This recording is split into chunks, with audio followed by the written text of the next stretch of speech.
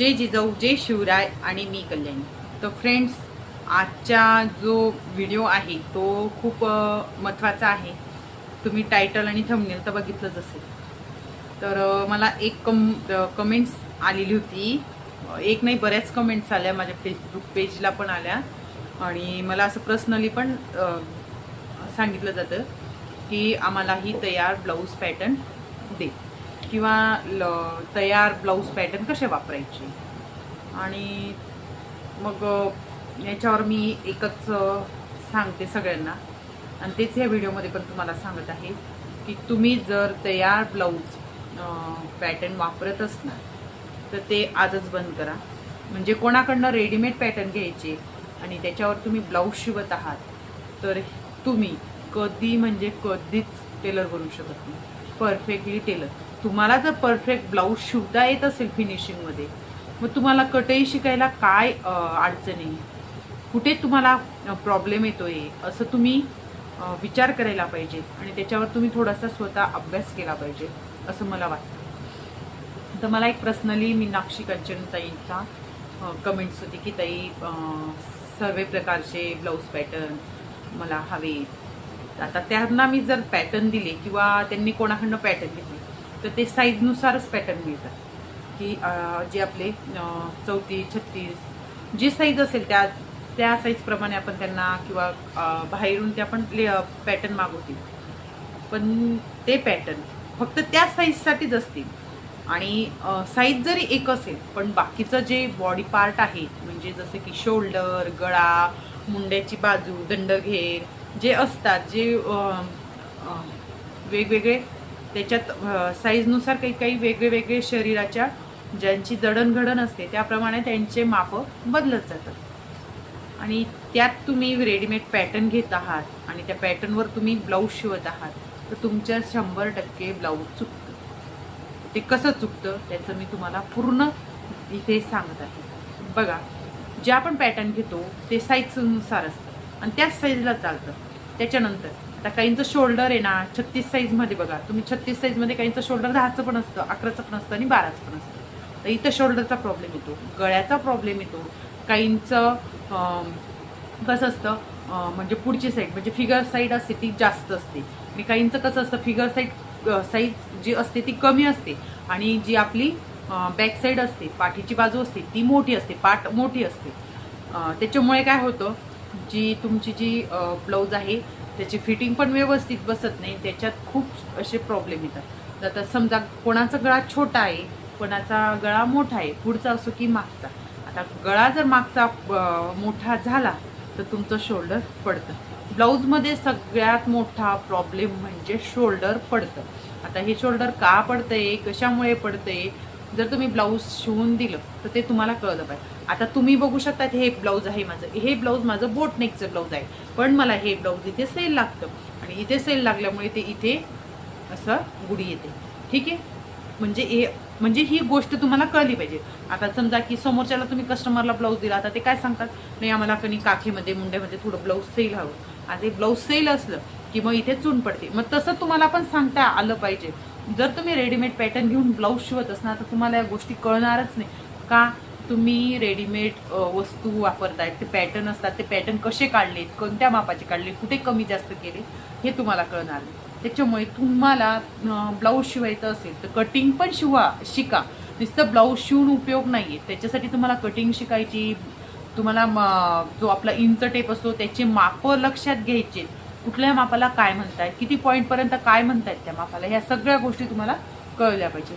तर मैत्रिणींना, जर तुम्हाला ह्या गोष्टीचे कळत नसेल तर मी आता लवकरच म्हणजे उद्या परवापासूनच चॅनलवर व्हिडिओ अपलोड करत आहे.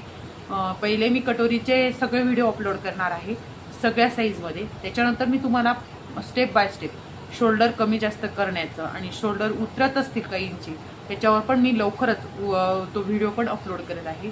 कारण त्याच्यावर माझं पूर्ण काम झालेलं आहे की तुम्हाला जी मी माहिती सांगत आहे ती माहिती पूर्ण तुमच्यापर्यंत आली पाहिजे. तर मैत्रिणींनो, माझा आजचा विषय एवढाच होता की रेडीमेड पॅटर्न वापरून जर तुम्ही ब्लाऊज शिवत असणार तर ते बंद करा. कोणाकडनं दुसऱ्याकडनं त्यांचे परफेक्ट पॅटर्न काढलेले असते, त्यांनी एक साईज घेतलेली असते, त्या साईज ठरवली असते, त्याप्रमाणे ते पॅटर्न काढून देतात. बाईचे पॅटर्न असते, समजा आता तुमची लांब बाई आहे किंवा छोटी बाई आहे, छोटीमध्ये पण आता ज्याच्या त्याच्या आवडीप्रमाणे बाईचं माप बाई असते.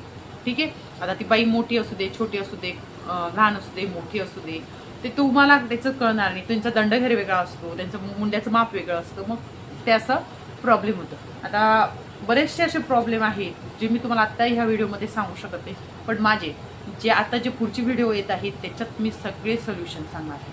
काही काहींना हे माहित नाही, गळा कटिंग करतो, गळ्याची ते वरती रुंदी जी असते गळा रुंदी, खाली तीच गळा रुंदी घेतो, तो गळा असा परफेक्टली बसत नाही.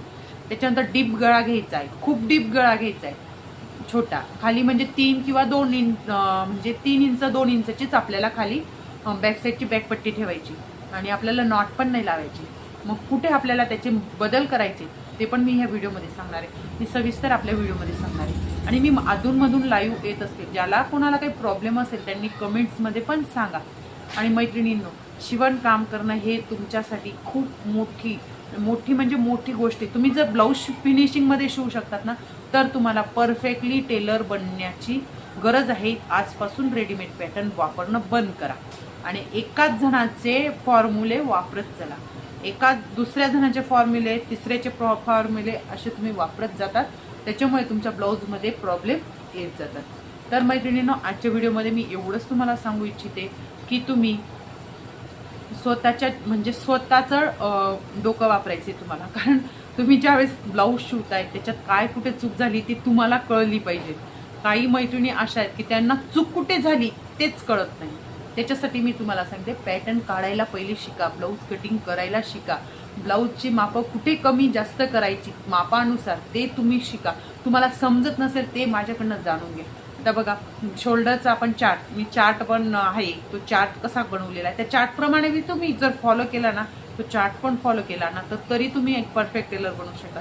आणि त्याच्यानंतर तुम्हालाच तुमच्या हळूहळू काही गोष्टी समजत जातील की कुठे कमी करायचे, कुठे जास्त करायचे, या अशा गोष्टी समजत जातील.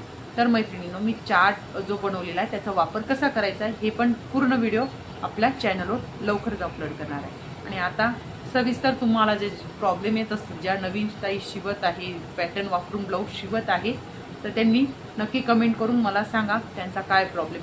त्यांना बी परफेक्ट टेलर बनायचं असेल तर नक्की आणि नक्की त्यांनी माझं चॅनल सबस्क्राईब करा आणि माझ्या व्हिडिओला लाईक करून इतर तुमच्या मैत्रिणींबरोबर पण शेअर करा. मैत्रिणींनो, मी शिवणकामाच्या जीवावर आजपर्यंत जगलेली आहे आणि तेच माझं मोटिवेशन होतं. दुःखात, त्रासमध्ये, खूप संकटांमध्ये फक्त एकमेव माझं साधन होतं. मैत्रीण जी होती माझी मशीन होती आणि माझं शिवणकाम होतं, ज्याच्यामुळे मी आज स्वाभिमानामध्ये तुमच्यासमोर बोलत आहे.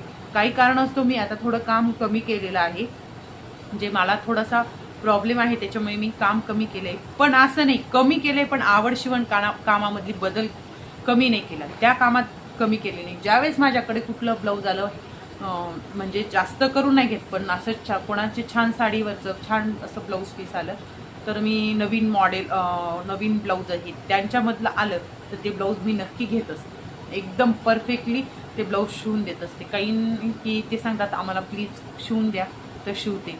आणि मला असं वाटतं मी हे शिवणकाम शेवटपर्यंत करत राहायला हवे, त्याच्यासाठी मी हे यूट्यूब चॅनल पण सुरू केलेलं आहे. माझं अजून एक Kalyani Patil blouse designer channel होतं, ते चॅनलला थोडा प्रॉब्लेम आला, त्याच्यानंतर मी हे चॅनल ओपन केलेलं आहे. मैत्रिणींनो, आत्ताच्या व्हिडिओमध्ये मी तुम्हाला एवढंच सांगते, पुढच्या व्हिडिओची पण तुम्ही वाट बघा म्हणजे उद्याच्या दिवशी तुम्हाला माझा व्हिडिओ जो येईल त्याच्यामध्ये मी तुम्हाला चारचा वापर कसा करायचा तरी तुम्हाला समजून जाईल पॅटर्न काढण्याची पद्धत. तर मी आता सर्व साईजप्रमाणे कटोरी, सर्व साईजप्रमाणे प्रिन्सेस कट, सर्व साईजप्रमाणे बोटनेक आणि शोल्डर उतरण्याचा सगळ्यात मोठाचा पहिला जो व्हिडिओ येत आहे शोल्डर उतरण्याचा, तो पण तुम्ही नक्की बघा.